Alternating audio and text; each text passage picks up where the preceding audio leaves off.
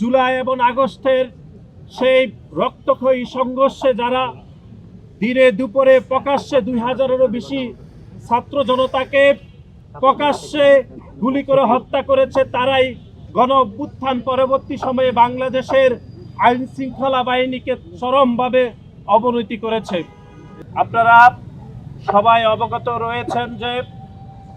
যে ত্রয়োদশ জাতীয় সংসদের তফসিল ঘোষণার ঠিক পরের দিনে আমাদের দীর্ঘদিনের সহযোদ্ধা জুলাই আগস্টের সম্মুখ সারিতে আমরা যারা রাজপথে আন্দোলন সংগ্রাম করেছি, সেই শরীফ ওসমান হাদিকে গুলিবিদ্ধ করেছে একদল সন্ত্রাসী।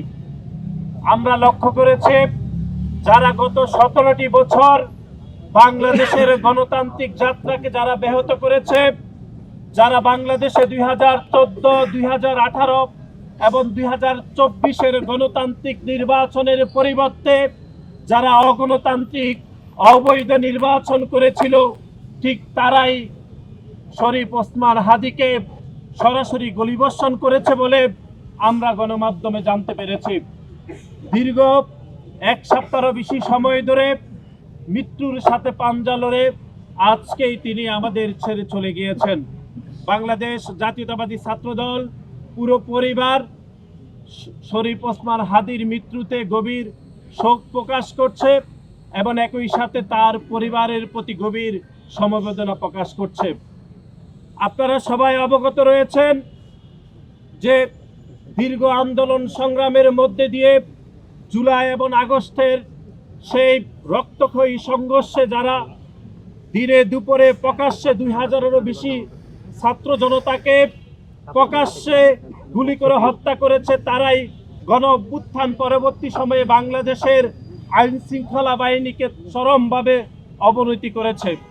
কিন্তু আমরা দেখেছি যে 5 আগস্ট পরবর্তী সময়ে বাংলাদেশ জাতীয়তাবাদী ছাত্রদল সহ অসংখ্য গণতান্ত্রিকামী ছাত্র সংগঠনের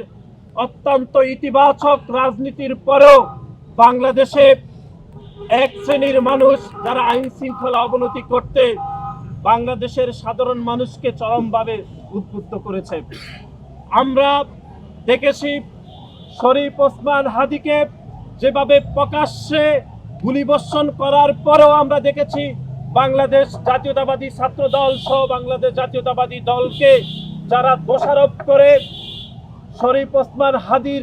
মৃত্যুকে যারা কলঙ্কিত করতে চেয়েছে, আমরা কিন্তু সেটি ভুলে যাইনি। সুতরাং সংগ্রামে আজকে বিক্ষুব্ধ সমাবেশ আপনাদেরকে আমরা স্মরণ করে দিতে চাই যে গণতান্ত্রিক যাত্রার জন্য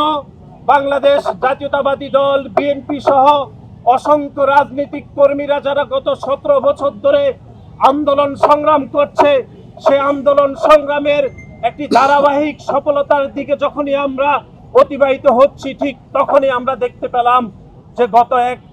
এক থেকে 1.5 বছর ধরে সে আইন শৃঙ্খলা বাহিনীর অবনতির মাধ্যমে সে গণতান্ত্রিক যাত্রাকে রুদ্ধ করে দিতে চায়।